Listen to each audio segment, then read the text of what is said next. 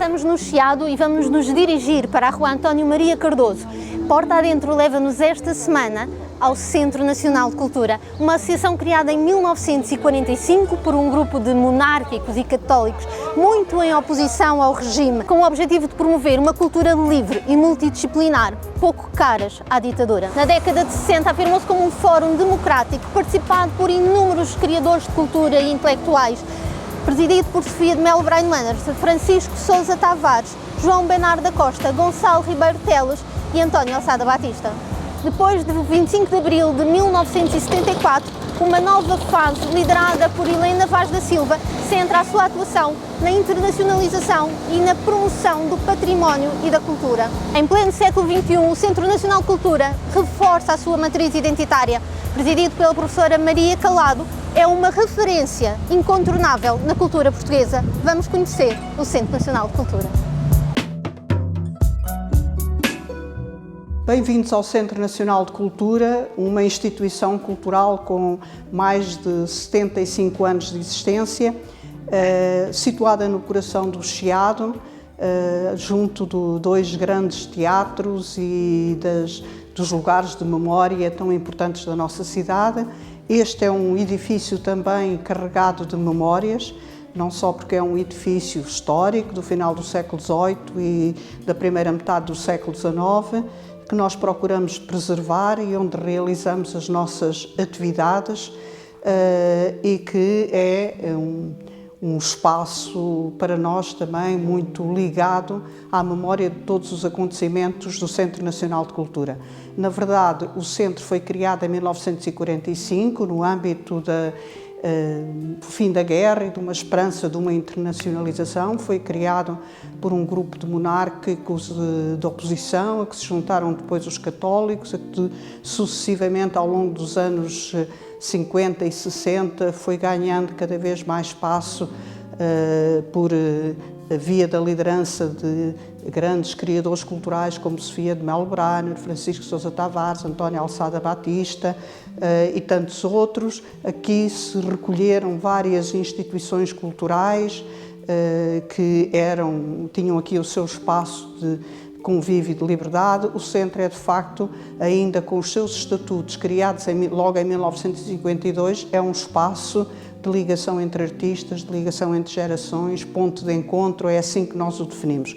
Como associação, funciona com um conjunto de associados, mais de 1000 associados, entre sócios singulares, sócios empresa, mas faz um conjunto de atividades não só com os seus associados, desde conferências, colóquios, itinerários culturais, mas também um conjunto de muitas atividades abertas a todos aqueles que as queiram frequentar, desde cursos, conferências, também visitas. O centro é neste momento também um grande espaço de divulgação cultural por via das novas plataformas como o E-Cultura, o E-Chiado, o próprio site institucional. E foi aqui nesta sala que vários artistas se conheceram. Lembramos o testemunho de Eduardo Lourenço, foi aqui que ele conheceu Almada Negreiros, que nunca tinha visto. Foi aqui que vieram várias figuras de referência da cultura europeia pela primeira vez e que depois se tornaram até membros do centro, como Edgar Morin e tantos outros. Portanto, aqui neste espaço se faziam as reuniões, se faziam as conferências, os cursos livres, aqui se fazia tudo aquilo que era, na altura, uma atividade cultural de uma associação muito inovadora que congregava diferentes tendências de opinião, de política e que foi, sobretudo, agregadora, não só das suas atividades, mas agregadora de muitas instituições e ainda hoje aqui a recebemos. Por isso este é o espaço ideal para quem entra no Centro Nacional de Cultura. É aqui que nós fazemos ainda grande parte das nossas atividades, é uma das nossas salas de reunião, de conferências, de colóquios, e bem rodeados por uma coleção de arte de um dos nossos sócios emblemáticos que nos deixou há alguns anos, Júlio Pomar. Portanto, estamos rodeados de facto de um conjunto de desenhos para ilustração de Júlio Pomar, mas é aqui também nesta sala que chamamos Sala Sofia de Melo Braine e Francisco Sousa Tavares que temos todos os livros editados pela Sofia de Melo Braine. nossa grande escritora e foi a nossa diretora, uma das mais carismáticas, sobretudo durante os anos 60. Graças a ela, a Sociedade de Escritores foi preservada, porque o centro a acolheu quando ela foi extinta pelo regime. Aqui também, não só com a Sofia Melbreiner, mas também com Francisco Sousa Tavares, portanto, do casal Melbreiner-Sousa Tavares. Mas também destacar ainda que o Centro Nacional de Cultura tem uma grande inserção em redes internacionais. Desde logo é o representante formal da Europa Nostra em Portugal. A Europa Nostra é uma grande associação, uma federação de associações, a maior representante de cidadãos europeus e que atua na área da cidadania e da cultura, com muitos projetos articulados com a União Europeia, e o Centro Nacional de Cultura participa em todo esse processo e garante a representação oficial em Portugal. Mas muitas outras redes ligadas à cultura, ligadas à cidadania, importante também. Destacar nesse contexto o Prémio Internacional Europeu Helena Vaz da Sílvia, que é um prémio que atribuímos anualmente e que gerimos no âmbito da Rede Europa Nostra, mas atribuído por Portugal e que tem destacado figuras tão importantes. Só para terminar, de tantas atividades ou de tantos lugares e de relações com a nossa história e com a nossa vida contemporânea, podem conhecer numa visita, e o centro está sempre de portas abertas, não só para os sócios, mas para todos. Lembrar também que o Centro Nacional de Cultura tem pequenas histórias neste espaço, está cheio de memórias. Não é só o valor do edifício, o valor da coleção de arte, e notável é a coleção de arte que temos aqui no nosso espaço e que está relacionada com sócios importantes e com artistas importantes, sobretudo da segunda metade do século XX e do século XXI, mas também pequenas histórias que são evocadas em cada parte do edifício. Eu sugiro que a visita continue com a doutora Teresa Tamen, que praticamente cresceu aqui, é a nossa diretora-geral de atividades, cresceu aqui, com a doutora Helena Serra, que com ela trabalha também.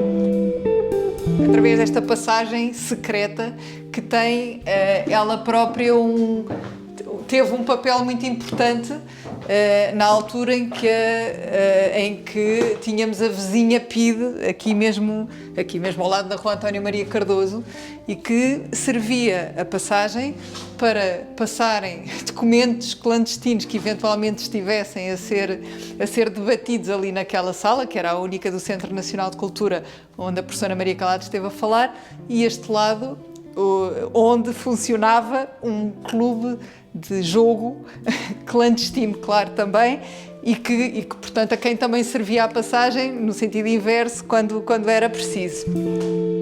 Entramos aqui na Galeria Fernando Pessoa, que é a sala maior do Centro Nacional de Cultura e que as gerações mais novas conhecem melhor, porque é aqui que se passa grande parte das nossas atividades do género de conferências e colóquios e lançamentos de livros. É uma sala polivalente que se transforma e que, portanto, toma aspectos muito diferentes. Fazemos muitas atividades com crianças também.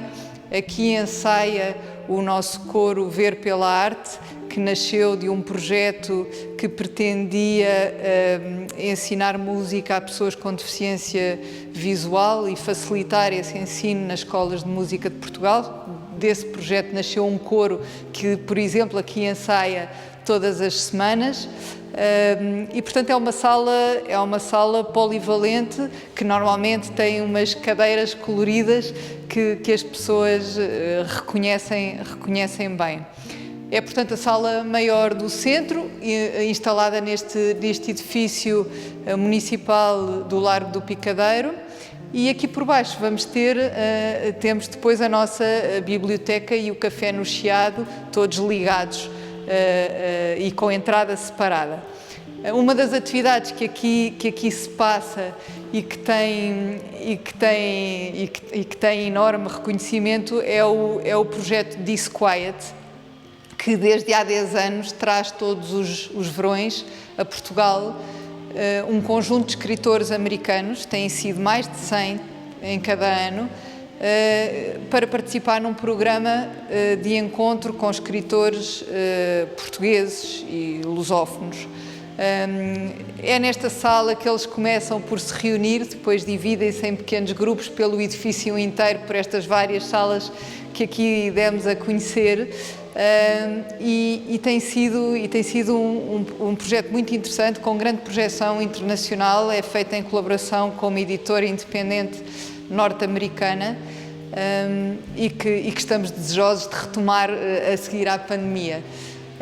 Mas todos os trimestres a nossa programação é definida normalmente por trimestre. Acontecem aqui também parte dos nossos cursos, que agora estão a ser dados online, mas que muitas vezes são presenciais e se passam aqui ou na Sala Sofia de Melbrenner Anderson e Francisco de Sousa Tavares do outro lado. Os cursos são uma das nossas atividades mais antigas, juntamente com os passeios de domingo, e passam-se aqui também conferências várias sobre temas tão diversos que na nossa programação trimestral podem sempre consultar. Então aqui estamos na Biblioteca do Centro Nacional de Cultura, na biblioteca que tem um espaço de cibercafé, que agora é muito usado sobretudo para impressões, para pessoas que vêm imprimir os seus documentos, etc., uma vez que hoje em dia toda a gente já tem o seu telefone ou o seu portátil, mas que há muitas pessoas que ainda se instalam aqui para trabalhar com os seus computadores e podendo consultar a nossa biblioteca. Este é o núcleo principal da Biblioteca do Centro Nacional de Cultura, que ainda está aqui nas estantes herdadas da Livraria Moraes, que funcionava aqui em baixo, no sítio onde é hoje o restaurante Café no Chiado. Este espaço está ligado ao Café no Chiado, ao restaurante Café no Chiado, por aquela porta, e, portanto, as pessoas podem aqui trabalhar e pedir uma refeição ligeira ou uma bebida enquanto trabalham neste espaço do Centro Nacional de Cultura. Aqui está, portanto, instalada a nossa biblioteca, nas estantes da Livraria Moraes, que funcionava no sítio onde é o Café no Chiado, onde é hoje o Café no Chiado, e a Livraria Moraes, dirigida por António Alçada Batista, que foi muito importante nos primeiros anos de vida do Centro Nacional de Cultura e que marcou a atividade do centro e a vida do centro nessa primeira fase. Então aqui por trás de mim está uma serigrafia que foi feita em homenagem a Helena Vaz da Silva, à nossa presidente mais importante da primeira fase da democracia. Esta serigrafia é da autoria de Graça Moraes e faz parte de um conjunto de serigrafias que o Centro Nacional de Cultura edita de artistas plásticos contemporâneos. Já desde há uns anos para cá temos já uma coleção importante de serigrafias de artistas plásticos contemporâneos. Temos também uma importante atividade editorial. Aqui estão algumas das nossas edições expostas. Vejo ali 2 diários de viagem. A professora Maria Calado tinha falado nas nossas viagens do Ciclos Português ao encontro da sua história, que são viagens aos países por onde os portugueses andaram, mas onde nós vamos sempre acompanhados de um artista plástico e de um escritor que registam essa viagem, que fazem o diário da viagem, que depois publicamos em livro. Essa é uma parte da nossa coleção de livros, mas temos outros aqui que são, por exemplo, as atas de colóquios importantes que nós fizemos, ou um outro sobre o espólio do Pacheco, e sobre a revista contemporânea que o Centro acolhe aqui no Centro Nacional de Cultura, guarda aqui no Centro. A antologia da revista Raiz e Utopia, revista importantíssima, tínhamos falado do Tempo e o Modo, e depois mais tarde, nos anos 80, a revista Raiz e Utopia, que foi dirigida por Helena Vaz da Silva. e que é uma marca ainda do Centro Nacional de Cultura. Temos também, resultado dessas viagens dos portugueses ao encontro da sua história, pequenos guias que servem para se levar na mala quando os portugueses viajam para esses países, sem a noção de que esses países têm uma história muito ligada à nossa. Portanto, são os guias Portugal e o Mundo, o Futuro do Passado.